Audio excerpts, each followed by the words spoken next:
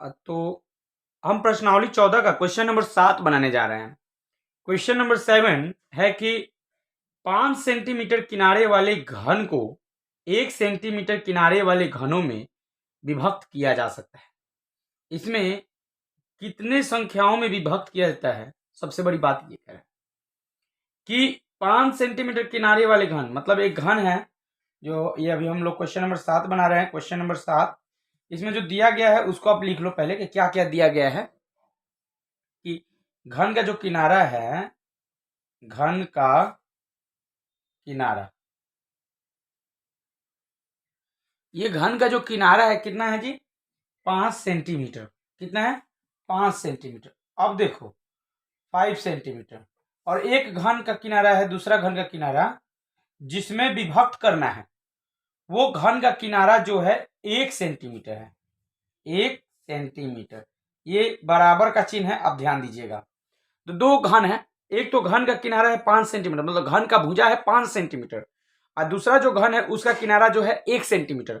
बोलता है कि 5 सेंटीमीटर किनारे वाले एक घन को 1 सेंटीमीटर किनारे वाले कितने घनों में विभक्त किया जा सकता है, मतलब कितने घनों में बांटा जा सकता है। तो सबसे पहले ये बड़े वाले घन का आयतन निकाल लीजिए और छोटे वाले घन का आयतन निकाल लीजिए और दोनों आयतन को एक दूसरे से भाग कर दीजिए। आपको पता चल जाएगा कि 5 सेंटीमीटर किनारे वाला घन जो है 1 सेंटीमीटर किनारे वाले घनों में कितने रूप में, मतलब कितने भागों में विभक्त किया जा सकता है। देखिए, लिखिए यहाँ पे घनों की संख्या, घनों की संख्या, घनों की संख्या क्या होगी है, सॉरी, घनों की संख्या क्या होगी?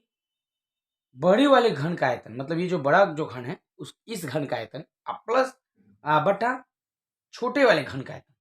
तो यहाँ लिख दीजिए बड़े वाले घन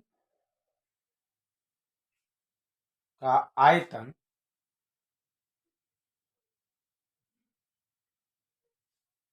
बट्टा में छोटे वाले घन का आयतन, छोटे वाले घन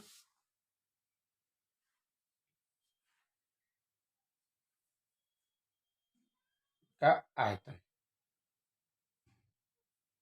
बात को समझिए, घनों की संख्या कितनी होगी? तो बड़े वाले घनों का आयतन और फिर छोटे वाले। अब इसे यहाँ पे हम लिख दे रहे हैं घनों की संख्या। बात को समझिएगा, बड़ा वाला जो घन है उसका 5 सेंटीमीटर था। घन का आयतन फॉर्मूला जानते हैं क्या होता है? भुजा क्यूब। घन का आयतन क्या होता है? भुजा क्यूब। भुजा यानी 5 सेंटीमीटर का आपको क्यूब करना पड़ेगा। ओके, 5 सेंटीमीटर का क्यूब फिर बटा में 1 सेंटीमीटर का क्यूब। आप एक बात को समझना अच्छे तरीके से, 5 का क्यूब कीजिएगा तो क्या होगा आंसर? 5 5 जा 25, 5 5 जा 25 और 25 5 जा 125 हो जाएगा। यहाँ पे मैं बना दे रहा हूँ 125 सेंटीमीटर क्यूब बटा 1 सेंटीमीटर क्यूब। देखिए सेंटीमीटर क्यूब आपस में दोनों कट जाएगा। 125 को जब 1 से आप भाग दीजिएगा तो क्या हो जाएगा फाइनल आंसर? 125। यानी घनों की जो संख्या होगी 125 होगी। 125 घनों में विभक्त किया जा सकता है। ऑप्शन आप देखिए, 125 घनों में विभक्त किया जा सकता है। ऑप्शन कितना नंबर है यहाँ पे? 7 का 5th नंबर ऑप्शन होगा इसका आंसर। 125 होगा आंसर। क्या किए हैं? बड़ा वाला जो घन है 5 सेंटीमीटर उसका आयतन निकालना है। तो घन का आयतन होता है भुजा क्यूब, आपको पता होगा। तो उसका आयतन निकाल लिए और फिर नीचे वाले छोटे का आयतन निकाल लिए। दोनों का आंसर आ गया 125। अच्छा, क्वेश्चन नंबर 7 बन गया। क्वेश्चन नंबर 8 क्या है? 2 सेंटीमीटर किनारे वाले एक घन को 1 सेंटीमीटर किनारे वाले 8 घनों में काटा गया है। घन का किनारा है 1 सेंटीमीटर। अच्छा, फिर बोलता है कि 2 सेंटीमीटर किनारे वाले एक घन को 1 सेंटीमीटर किनारे वाले 8 घनों में काटा गया। बताइए कि इनका कुल पृष्ठीय क्षेत्रफल क्या होगा? इनका कुल पृष्ठीय क्षेत्रफल क्या होगा? टोटल सरफेस एरिया, 8 घनों का कुल पृष्ठीय क्षेत्रफल। 2 सेंटीमीटर किनारे वाले एक घन को 1 सेंटीमीटर किनारे वाले 8 घनों में काटा गया है। तो यानी घन का जो किनारा है वो कितना है, पहले सबसे पहले तो ये लिखिए।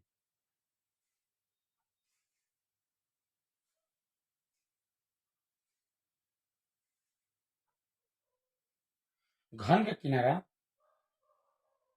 1 सेंटीमीटर, 2 सेंटीमीटर किनारे वाले एक घन को 1 सेंटीमीटर किनारे वाले 8 घनों में काटा गया है।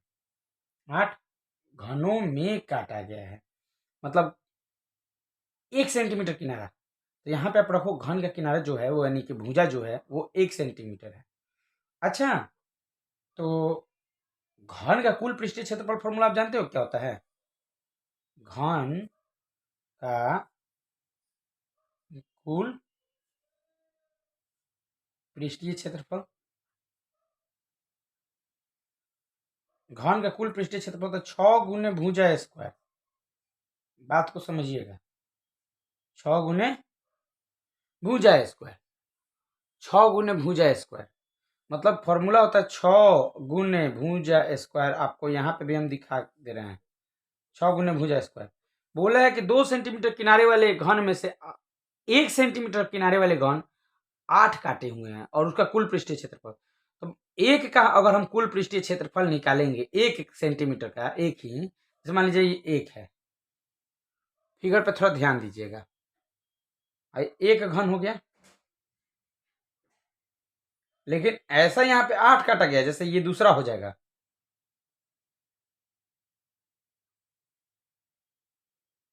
दो घन हो गया, ऐसे ही ये तीसरा हो जाएगा। देखिए 1 2 3 ऐसे बढ़ते जाएगा ना घन। तो ये 8 घनों में, तो 1 सेंटीमीटर किनारा है, तो घन का कुल पृष्ठीय क्षेत्रफल होगा 6 गुने भुजा स्क्वायर। अगर आप 6 1 रख दे रहे हैं, यहाँ पे भुजा की जगह पे क्या रख रहे हैं, 1, 1 का स्क्वायर करेंगे तो क्या होगा, 6 गुने 1, 1 का स्क्वायर तो 1 ही होगा, यानी कि 6 आंसर हो जाएगा। लेकिन 8 घनों में काटा गया है, कितने घनों में, 8 घनों में। तो जब 1 का आंसर 6 आ रहा है, तो 8 घनों का कुल पृष्ठीय क्षेत्रफल कितना हो जाएगा? जब 1 घन का 6 आया तो 8 घनों का कुल पृष्ठीय क्षेत्रफल कितना हो जाएगा, 8 घनों का कुल पृष्ठीय क्षेत्रफल। फॉर्मूला 6 गुने भुजा स्क्वायर, तो 6 गुने भुजा स्क्वायर लगाए तो 6 आया ना, लेकिन 8 को करना है तो 6 ये लिख देंगे और उसमें 8 से गुना करेंगे। 8 6 से कितना हो जाएगा, 48, यानी कि 48 होंगे। ऑप्शन में है, देखिए, हाँ, ऑप्शन नंबर 2 है 48 वर्ग सेंटीमीटर, याद रखिएगा 48 वर्ग सेंटीमीटर। ये हमारा क्वेश्चन नंबर 8 भी बन गया। अब हम 9 नंबर बनाएंगे।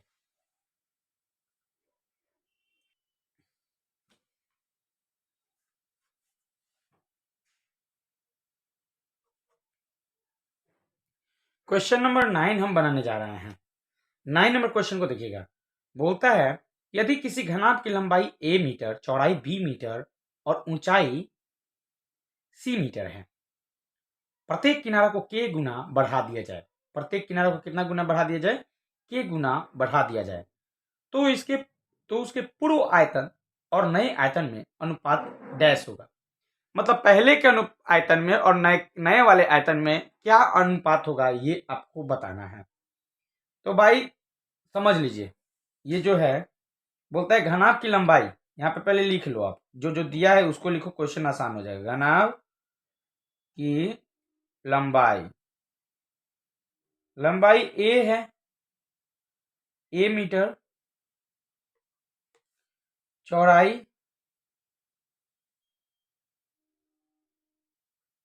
b मीटर है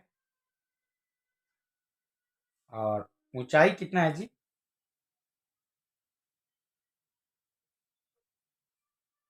c मीटर है। प्रत्येक किनारा को k गुना बढ़ा दिया जाए। प्रत्येक किनारा को कितना बढ़ा दिया जाए, k गुना बढ़ा दिया जाए। तो प्रत्येक किनारा को k गुना बढ़ा दिया जाए तो उसके पूर्व आयतन और नए आयतन का अनुपात क्या होगा। तो भाई प्रत्येक किनारा में आप k गुना बढ़ाइएगा, तो पहले पूर्व आयतन और नया आयतन, तो पूर्व आयतन निकालिए। पूर्व आयतन, घनाभ का आयतन क्या होता है? लंबाई गुने चौड़ाई गुने ऊंचाई। घनाभ का आयतन क्या होता है?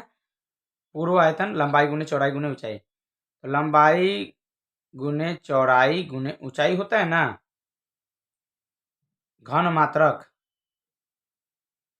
घन मात्रक, लंबाई की जगह पे ए रख दिए, चौड़ाई की जगह पे बी रख दिए, ऊंचाई की जगह पर सी रख दिए, और उसके बाद क्या कर दिए? मीटर क्यूब कर दिए। तो ये पूर्व आयतन हुआ। पूर्व आयतन हो गया ए बी सी। पूर्व आयतन क्या हो गया? A B C. और नया आयतन जो होगा वो कितना होगा? ये लिख दीजिए, नए आयतन के गुना बढ़ा दीजिए, के ए गुना के बी गुना के सी। तो के यहां भी है, के यहां भी है और के यहां भी है, तो के को बाहर निकाल दीजिए, यानी हो जाएगा फाइनली के क्यूब। क्या होगा? के क्यूब। उसके बाद देखिए ए बी सी, के क्यूब। फिर बोला है कि इनके आयतनों का अनुपात बताइए। पूर्व आयतन और नए आयतन का अनुपात बताइए, यहां पे लिख दीजिए। पूर्व आयतन और नए आयतन, पूर्व आयतन और नए आयतन का अनुपात। पूर्व आयतन और नए आयतन का अनुपात, पूर्व आयतन कितना है? A B C, A B C. और नया आयतन कितना है? के क्यूब ए बी सी। तो देखिए ए बी सी ऊपर भी है, नीचे भी ए बी सी है, लेकिन नीचे वाले में के क्यूब है और ऊपर वाले में कुछ भी नहीं है। तो ए बी सी, ये ए बी सी कट गया आपस में, तो ऊपर क्या बच गया? 1 बच गया, नीचे क्या बच गया? के क्यूब। अब इनका अनुपात कोई पूछे कितना होगा, इनका अनुपात अगर कोई पूछे कि कितना होगा, तो इनका अनुपात होगा 1 अनुपात के क्यूब। फाइनल आंसर समझ में आ गया? 1 अनुपात के क्यूब। तो ये देखिए, ये हमारा क्वेश्चन बन चुका था। यहाँ से देखिए आप लोग उतार लीजिए, उतार के फिर देखिए आगे आगे धीरे धीरे मैं आपको दिखा दे रहा हूँ। ये देखिए फाइनल आंसर यहाँ पे आया है। हो गया? इसको आप लिख लीजिए। आगे हम 9 नंबर हो गया, 10 नंबर पे आते हैं। तो हम अब 10th नंबर क्वेश्चन को सॉल्व करने जा रहे हैं। और 10th नंबर क्वेश्चन क्या है, इसको देख लीजिए। कहता है कि किसी घन का किनारा दुगुना हो जाने पर आयतन पहले के आयतन का कितना गुना बन जाएगा। पहले तो घन का किनारा पहला क्या होगा? किनारा क्या होता है? किनारा मतलब भुजा, यानी कि ये दिया नहीं है पहले क्या, तो आप मान लीजिए पहले क्या, माना कि घन का किनारा, किनारा कहिए तो या भुजा कहिए, बात सेम है। घन का किनारा पहला जो मान लीजिए कि ए है, ए है। तो इस घन, जो जिस घन का किनारा ए है, उसका अगर आयतन आपको निकालने के लिए कहा जाए, तो इसका आयतन आप निकालेंगे तो क्या होगा इसका आयतन? तो घन का आयतन का फॉर्मूला क्या होता है आपको पता है? घन का आयतन का फॉर्मूला होता है भुजा क्यूब, यानी कि ए क्यूब हो जाएगा। क्या होगा? ए क्यूब। घन का आयतन क्या हो जाएगा? ए क्यूब। ऐसे ही अब नया घन बनेगा, तो नए घन का आयतन, नए घन का आयतन का फॉर्मूला होता है, पहले वाला का तो ए माने, अब नया घन जो होगा उसका किनारा अगर आप दुगना कर दीजिएगा तो नए घन का मान लीजिए, यहाँ पे हम लिख दे रहे हैं किनारा, किनारा। यहाँ पे समझिएगा थोड़ा, पुराना वाला जो घन का किनारा है वो ए है, नया जो घन होगा उसका किनारा हम दुगना करेंगे, यानी 2a होगा। तो इसका आयतन कितना हो जाएगा? आयतन क्या हो जाएगा? 2a का क्यूब, 2a का क्यूब, 2 2 जा 4 4 2 जा 8, 8a क्यूब हो जाएगा। अब बात समझिए, जब a हम रखे थे उस समय घन का किनारा जो हुआ है a क्यूब हुआ है। क्या हुआ है? a cube. अब हम 2a कर दिए, क्या कर दिए? 2a। तो जब 2a कर दिए तो इसका घन का किनारा कितना हो गया? आयतन कितना हो गया 2a का क्यूब, यानी 2 2 जा 4 4 2 जा 8 8a क्यूब। तो कितना गुना अधिक हुआ, ये a क्यूब है 1 और यहाँ 8a क्यूब है, यानी 8 गुना हो गया। कितना गुना हो गया जी? 8 गुना। बात समझ में?